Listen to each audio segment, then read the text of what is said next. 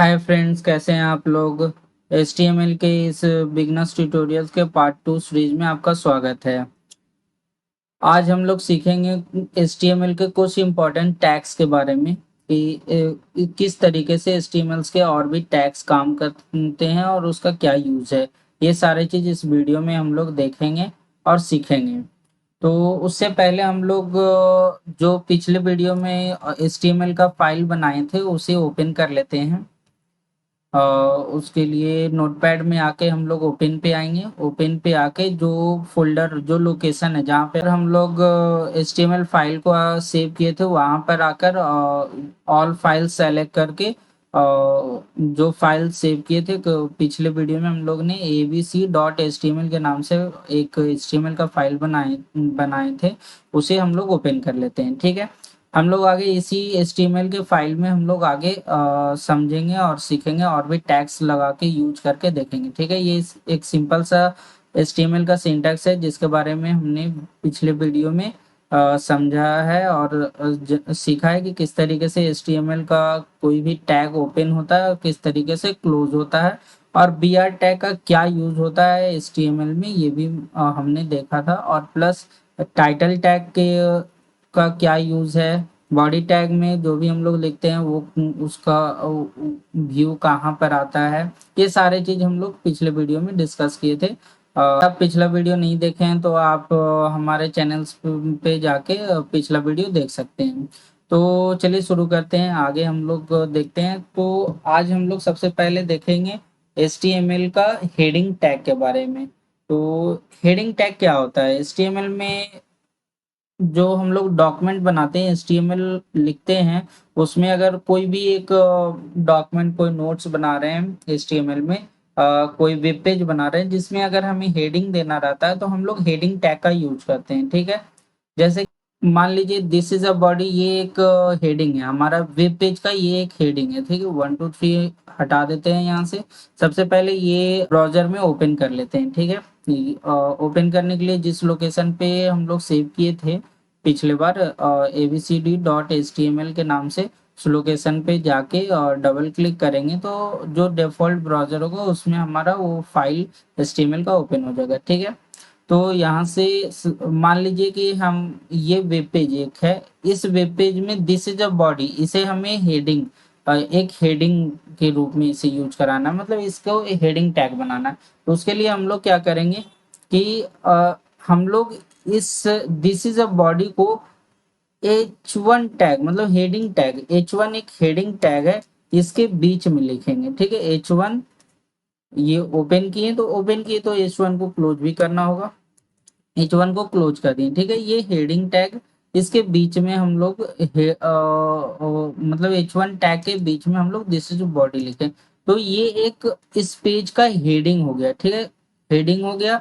इसे सेव करते हैं, सेव करके रीलोड करेंगे तो ये देख सकते हैं कि ये एक हेडिंग हो गया। ठीक है, मतलब हम लोग कोई भी नोट्स बनाते हैं पेपर पे पेन से, तो क्या करते हैं हम लोग, अगर हेडिंग लिखना हो या बुक्स में हम लोग देखते हैं कि बुक्स में किसी टॉपिक का हेडिंग दिया हो रहा था तो बोल्ड में थोड़ा बोल्ड रहता है, बड़ा फॉन्ट में लिखा रहता है, तो वही यहाँ पे क्या करता है HTML में कि अगर हम लोग मतलब अगर हम लोग H1 टैग के बीच में कोई भी पोर्शन को लिखेंगे तो HTML में हेडिंग के जैसा वर्क करेगा और वो टैग्स को, वो जो मतलब हेडिंग टैग के बीच में लिखा है उसे क्या करेगा, थोड़ा बोल्ड और बड़ा कर देगा। ठीक है, अब यहाँ पे हेडिंग टैग 6 तरीके के हेडिंग टैग होते हैं HTML में। ठीक है, वो क्या क्या है, तो टोटल इसमें 6 तरीके का हेडिंग टैग है, जिसे H1 हो गया,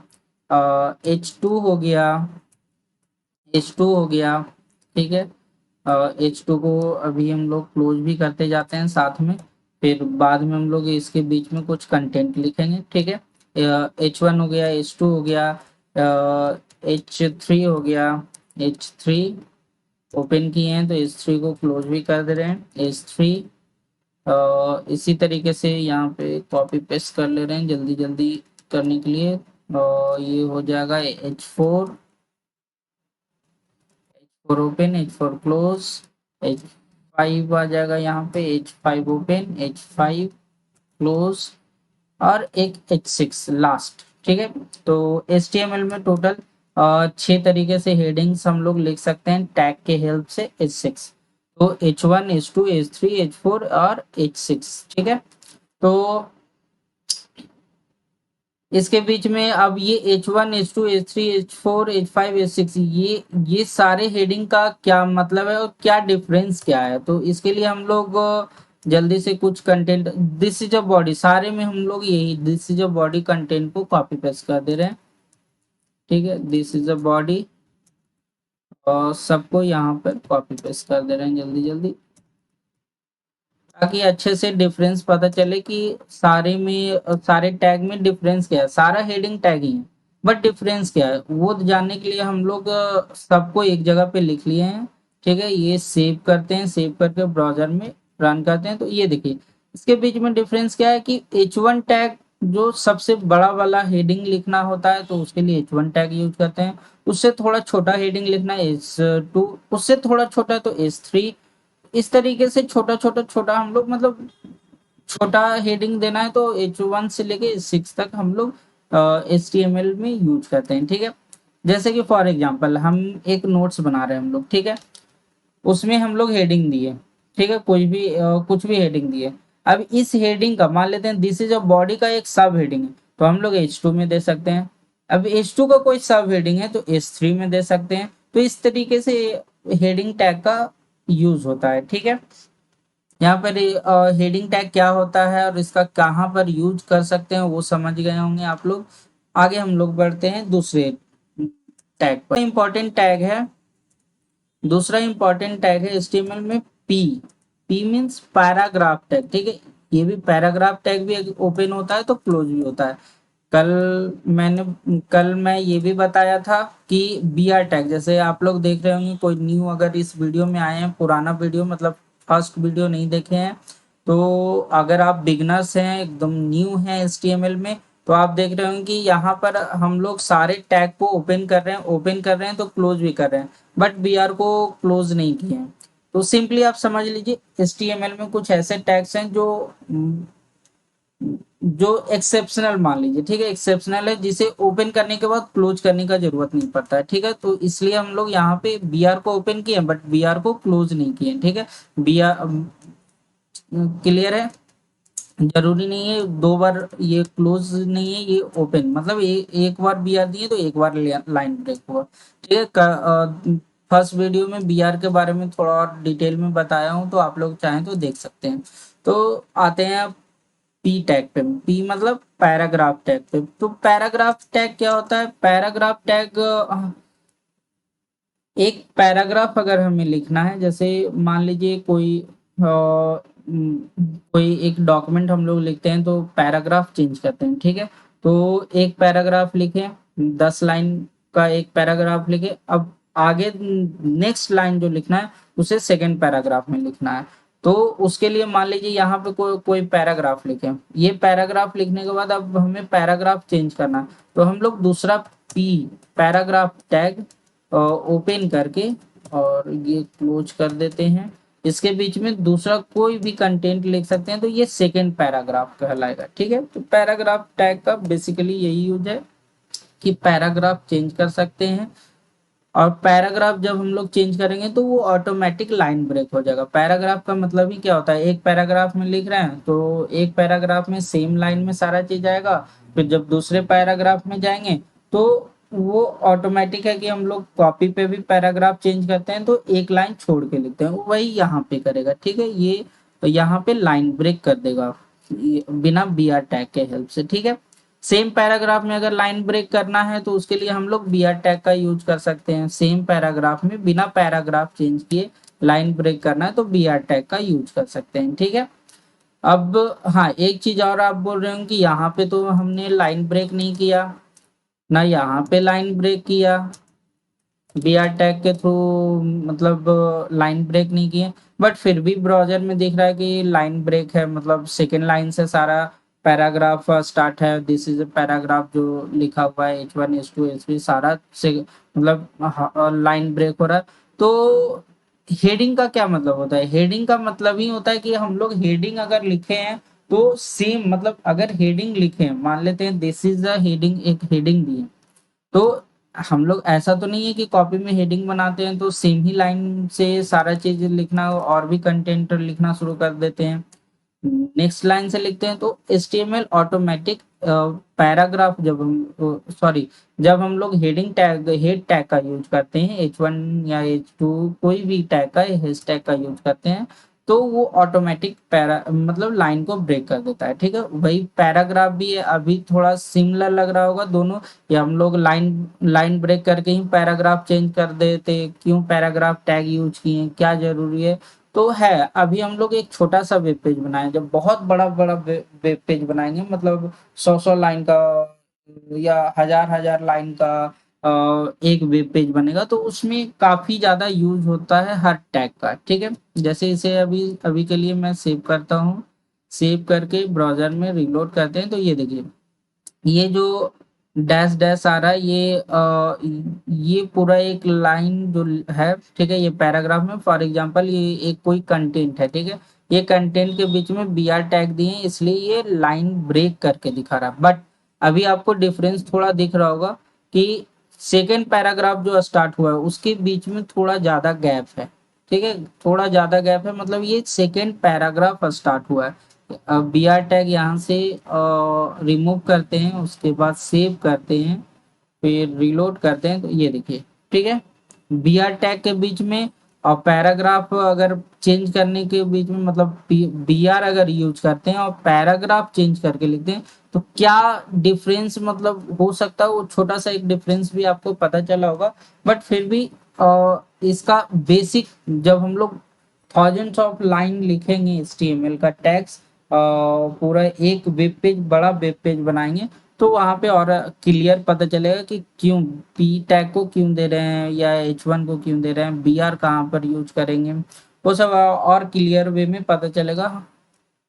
तो अभी के लिए हम लोग आगे बढ़ते हैं, नेक्स्ट न्यू टैग के बारे में देखते हैं।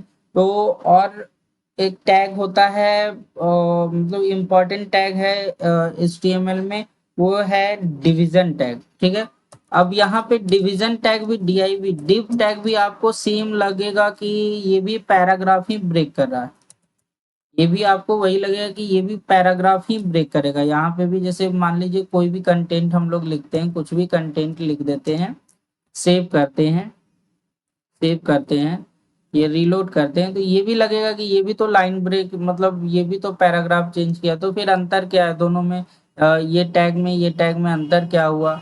तो अभी के लिए समझ लीजिए कि एक है टैग है, इंपॉर्टेंट टैग है, इसका अलग यूज मतलब इसका अलग तरीके से यूज होता है, डेव का इसका अलग तरीके से यूज होता है। बट अभी के लिए टैग को याद कर लीजिए, हम लोग जब और भी आगे आने वाले वीडियो में कुछ बड़ा, मतलब कोई एक बड़ा सा वेब पेज बनाएंगे, तो वहां पे सब और अच्छे से क्लियरली पता चलेगा कि ये दोनों टैग के बीच में क्या डिफरेंस है। ठीक है, अभी के लिए ये समझ लीजिए कि डिवीजन टैग एक डिवीजन होता है, मतलब एक डिवीजन है जिसको अगर जिसके बीच में हम लोग कुछ भी लिख रहे हैं, कोई भी कंटेंट दे रहे हैं, तो वो एक डिवीजन में आ गया। ठीक है, दूसरा, अगर दूसरा डिवीजन टैग हम लोग ओपन करेंगे, तो ये दूसरे डिवीजन में आएगा। जैसे कि आप समझ सकते हैं, सेम मतलब आपको अभी लग रहा हो कि पैराग्राफ जो है वही चीज ये भी है, अभी के लिए आपको वैसा ही लग रहा होगा कि दोनों का मतलब डिफरेंस नहीं समझ आ रहा होगा। बट कोई नहीं, अभी के लिए बस इतना समझिए कि ये दोनों मतलब अभी के लिए बस इतना समझिए कि ये दोनों एक इम्पॉर्टेंट टैग है HTML का, जिसका यूज HTML में होता है। डिवीजन ये हो गया पैराग्राफ चेंज करने, P हो गया पैराग्राफ चेंज करने के लिए, डिवीजन टैग हो गया न्यू डिविजन्स, मतलब जो HTML का पेज होता है, मतलब जो वेब पेज होता है, उसमें डिविजन्स को कैटेगराइज करने के लिए, मतलब डिवीजन 1, डिवीजन 2, डिवीजन 3, मतलब हर डिवीजन को अलग अलग सेक्शन में डिवाइड करने के लिए डिवीजन टैग का यूज होता है। ठीक है, थोड़ा सा आपको यहाँ पे डिफरेंस दिखा होगा कि पैराग्राफ हम लोग चेंज कर रहे हैं, तो जो मार्जिन है पहला और दूसरे पैराग्राफ के बीच में वो थोड़ा ज्यादा है। ठीक है, और बट डिवीजन टैग में ये देखिए, डिवीजन टैग में एक हम लोग डिवीजन ओपन किए तो डायरेक्ट यहाँ से ये ओपन हो गया। इस तरीके से आपको समझ नहीं आएगा, थोड़ा सा कुछ कंटेंट आपको यहाँ पे डालना होगा। एक मिनट, मैं लॉरम एप्सम का कोई कंटेंट यहाँ पर डाल देता हूँ अभी के लिए, कॉपी पेस्ट करके। सेम कंटेंट को यहाँ पर डिवीजन में भी मैं कॉपी पेस्ट कर देता हूँ, दोनों डिवीजन में। ठीक है, ये डिवीजन 1 हो गया। और एक काम करते हैं हम लोग, इसको और सेपरेट करते हैं और अच्छे से समझने के लिए। H1 टैग का यूज करते हैं, H1 पैरा 1। ठीक है, H1 क्लोज, H1 क्लोज। ठीक है, पैरा 1 मतलब पैराग्राफ 1, पैराग्राफ 2, यहाँ पे डिवीजन 1, डी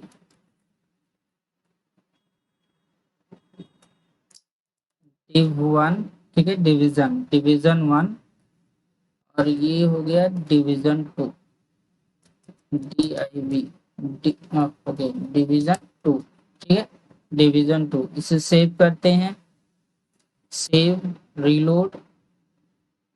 अब यहाँ पे थोड़ा सा आपको पता चल रहा होगा, खैर डिफरेंस ज्यादा आपको पता नहीं चल रहा होगा, बट फिर भी ये समझिए, ये पैराग्राफ हो गया, मतलब पी टैग हम लोग यूज किए तो ये पैराग्राफ के रूप में आ रहा है। ये डिवीजन टैग यूज किए तो डिवीजन टैग यूज किए तो ये मतलब ये दोनों एक डिवीजन है, ये पैराग्राफ है। ठीक है, पैराग्राफ, हाँ एक चीज और, हम लोग पैराग्राफ चेंज कर रहे हैं तो हम लोग हेडिंग हेडिंग एक ही देंगे। ठीक है, तो ये सेव करते हैं, रीलोड।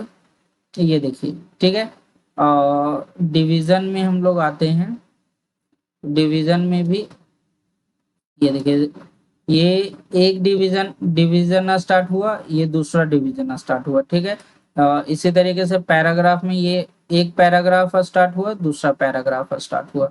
सेव करते हैं, रीलोड करते हैं। ये देखिए डिफरेंस आपको थोड़ा सा पता चल रहा होगा कि ये पैराग्राफ चेंज नहीं हुआ है। यहाँ पे ये देखिए पैराग्राफ जो चेंज हुआ है, इसमें क्या हो रहा है कि एक पैराग्राफ और दूसरे पैराग्राफ के बीच में मार्जिन आ रहा है, ज्यादा नहीं, थोड़ा सा मार्जिन आ रहा है। बट डिवीजन में क्या है, डिवीजन में आपको लगेगा कि ये बस एक लाइन ब्रेक किया है, बट ये पैराग्राफ नहीं दिया है, ये बस लगेगा कि एक लाइन ब्रेक किया है। बट ये दोनों दूसरा डिवीजन है, मतलब ये एक डिवीजन में है, ये दूसरे डिवीजन में है, तो अलग अलग डिवीजन है। अब इसे और अच्छा से अगर समझना है तो हम लोग जब और वेब पेज आगे चल के वेब पेज क्रिएट करेंगे तो और अच्छे से समझ आएगा डिवीजन के बीच में और पैराग्राफ के बीच में डिफरेंस। बट ज्यादा कंफ्यूज मत कीजिएगा, आप बस इतना समझ लीजिए कि HTML में ये दोनों इंपॉर्टेंट टैग्स हैं। पैराग्राफ का अपना काम है, पी टैग का अलग अपना काम है, डिवीजन का अलग अपना काम है। ठीक है, तो आगे हम लोग और भी टैग्स के बारे में देखते हैं, इसे यहाँ से हटा देते हैं। हम लोग देखते हैं आगे, और भी टैग होता है, जैसे ये बी टैग। ठीक है, बी टैग। अब ये बी टैग क्या है,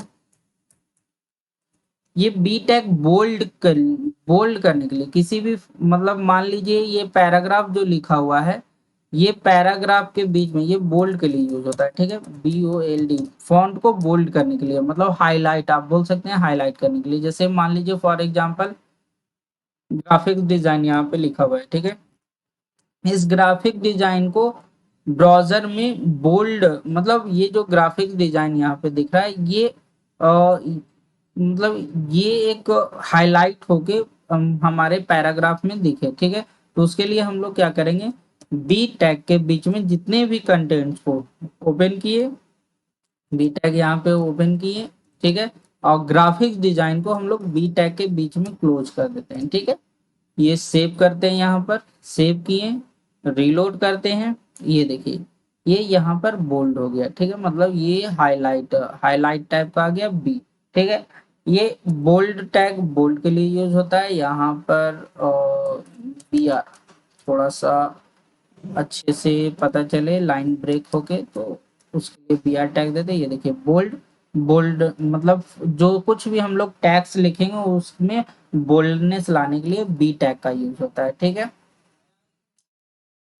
अब हम लोग आते हैं bold tag. Next important tag है एक bold U. U tag underline के लिए यू टैग का यूज होता है। ठीक है, यू ओपन हुआ तो यू को क्लोज भी करना है।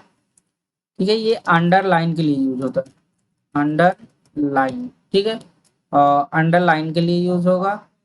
रिलोड करके देखते हैं, यहाँ पे ये देखिए ये अंडरलाइन मतलब ये जो अंडरलाइन लिखा गया है उसके नीचे में एक अंडरलाइन आ गया है। ठीक है, यहाँ पे हम लोग क्लियर टैग दे देते हैं ताकि बोल्ड और ये मतलब दोनों के बीच में, ये बोल्ड और इसके बीच में एक लाइन ब्रेक हो जाए, क्लियर पता चले। हाँ, एक चीज और, यहाँ पे हम लोग अंडरलाइन लिखें इसलिए यहाँ पे अंडरलाइन नहीं आया, यहाँ पे कुछ भी हम लोग लिख सकते हैं, जैसे एबीसी लिखते हैं। ठीक है, यू टैग का यूज किए, सेव करते हैं, रीलोड करते हैं, ये देखिए। ठीक है, एबीसी अंडरलाइन में आ गया। जैसे मान लीजिए ग्राफिक्स डिजाइन को यहाँ पे हमें अंडरलाइन करना है, तो हम लोग बी टैग के अंदर में ही या बाहर में कहीं पे भी हम लोग यू टैग का यूज कर लेंगे। ठीक है, अंडरलाइन टैग का यू टैग, अंडरलाइन टैग आप बोल सकते हैं, अंडरलाइन टैग का यूज कर सकते हैं। यू टैग को ओपन किए तो यू टैग को क्लोज भी करेंगे, सेव किए, रीलोड किए, ये देखिए ये ग्राफिक डिजाइन अंडरलाइन हो गया। ठीक है, इटैलिक टैग, आई टैग।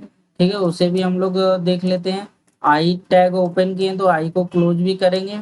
ठीक है, यहाँ पे एक काम करते हैं, इटैलिक नहीं लिखे, अदर इम्पोर्टेंट टैग। ठीक है, ये सेव सेव करते हैं, सेव किए, रिलोड किए तो ये देखिए ये इटैलिक मतलब इटैलिक फॉन्ट में जो भी हम लोग आई टैग के बीच में लिखेंगे वो इटैलिक फॉर्मेट में आ जाएगा। यहाँ पे हम लोग बी आर टैग को बी आर टैग का यूज कर लेते हैं ताकि न्यू लाइन में हमें ये दिखे। कंट्रोल एस से सेव किए, रिलोड किए, ये देखिए ये इटैलिक में आ गया। सेम ग्राफिक डिजाइन को हम लोग इटैलिक भी करके देख लेते हैं।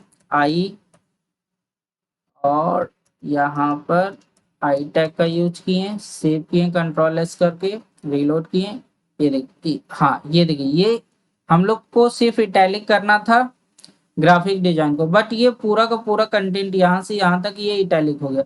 अब ऐसा क्यों हुआ, मतलब हम लोग जो क्लोज किए हैं टैग को, जो क्लोजिंग टैग ओपन तो किए बट क्लोजिंग टैग नहीं डाले, यहाँ पे भी ओपन डाल दिए, यहाँ पे भी ओपन टैग डाल दिए, इसके चलते ये इशू आया। तो यहाँ पे हम लोग क्लोज कर देते हैं, कंट्रोल एस करके सेव करते हैं, रिलोड करते हैं, तो ये देखिए सारा बाकी सारा नॉर्मल हो गया, सिर्फ ग्राफिक डिजाइन जो है वो इटैलिक में हो गया। ठीक है, क्लियर है। एक चीज एक और टैग के बारे में हम लोग बात कर लेते हैं अभी के लिए, स्ट्रॉन्ग टैग। ठीक है, STRONG स्ट्रॉन्ग। अब ये स्ट्रॉन्ग टैग क्या है, तो सिंपली आप समझ लीजिए कि स्ट्रॉन्ग टैग जो है वो भी बोल्ड करने के लिए, फॉन्ट फॉन्ट को बोल्ड करने के लिए यूज होता है। मतलब सिंपली मान लीजिए जो बी टैग करता है वही स्ट्रॉन्ग टैग भी करता है। ठीक है, और टैग HTML टैग मतलब सिंपली आप समझ लीजिए ये दोनों का सेम काम है। ठीक है, और कंट्रोल एस करके रिलोड करके देखते हैं, ये देखिए सिंपल एकदम समझ ली, दोनों का सेम काम है, ज्यादा इसमें कुछ डीप में जाने का जरूरत नहीं है कुछ वैसा। बी आर टैग यूज करते हैं लाइन ब्रेक करने के लिए, और ये देखिए। ठीक है, ये दोनों को एक जैसा यूज कर सकते हैं, मतलब यहाँ पे अगर बी टैग यूज कर लिए हम बोल्ड के लिए तो जरूरी नहीं कि स्ट्रॉन्ग टैग को यूज करें। हम लोग यहाँ इस ग्राफिक डिजाइन को स्ट्रॉन्ग टैग यूज करके देखते हैं। ठीक है, ये स्ट्रॉन्ग टैग ओपन हुआ, अब यहाँ पे स्ट्रॉन्ग टैग को क्लोज करते हैं। क्लोज करने के लिए ये स्लैश, इसके पहले हम लोग स्लैश देंगे, कंट्रोल सेव किए, ये देखिए ये बोल्ड हो गया। ठीक है, इसके बाद हम लोग और भी कुछ टैग्स को देख लेते हैं, कवर कर लेते हैं। जैसे स्मॉल टैग है, SMALL स्मॉल टैग। ठीक है, स्मॉल टैग को ओपन किए, SMA स्मॉल क्लोज किए। स्मॉल टैग का क्या यूज है, आप HTML tag save, control S save किए, और यहाँ पे भी लाइन ब्रेक दे देते हैं, BR लाइन ब्रेक दिए, कंट्रोल एस सेव। ये देखिए स्मॉल टैग क्या किया, फॉन्ट को थोड़ा सा मतलब फॉन्ट स्टाइल को थोड़ा चेंज किया है, और मतलब जो फॉन्ट का साइज है उसे थोड़ा छोटा कर दिया है। ठीक है, नॉर्मल साइज से थोड़ा छोटा कर दिया। तो आप सिंपली ये समझ लीजिए स्मॉल टैग का यूज फॉन्ट के साइज को थोड़ा छोटा करने के लिए होता है, ठीक है। इसके बाद हम लोग एक और इम्पोर्टेंट टैग देखते हैं, सेंटर टैग, ठीक है। सेंटर, CNTER, ठीक है, सेंटर टैग। तो सेंटर टैग का क्या यूज होता है, तो देखिए जो नाम है, नाम से भी हम लोग समझ सकते हैं कि क्या यूज हो रहा है। स्मॉल का मतलब फॉन्ट को स्मॉल कर दे रहा है, स्ट्रॉन्ग का मतलब फॉन्ट को स्ट्रॉन्ग कर दे रहा है, मतलब बोल्ड मतलब स्ट्रॉन्ग किया। बी का मतलब बोल्ड, मतलब फॉन्ट को बोल्ड कर दे रहा है। यू टैग का क्या मतलब है, अंडरलाइन, अंडरलाइन का मतलब फॉन्ट को अंडरलाइन करेगा। उसी तरीके से सेंटर टैग, तो सेंटर टैग क्या करेगा, सेंटर टैग सिंपली जो फॉन्ट है, जो भी हम लोग इसके बीच में फॉन्ट को लिखेंगे उसको सेंटर में कर देगा, मतलब जो ब्राउजर है ब्राउजर के सेंटर में कर देगा। जैसे कि ये हम लोग यहाँ पे HTML टैग ही लिखते हैं, HTML टैग, कंट्रोल सेव। ये देखिए ये सेंटर में, मतलब जो इसका ये बॉडी है, पेज का बॉडी उसके सेंटर में कर देगा। जैसे कि फॉर एग्जांपल ये पैरा को हम लोग करते हैं, ठीक है।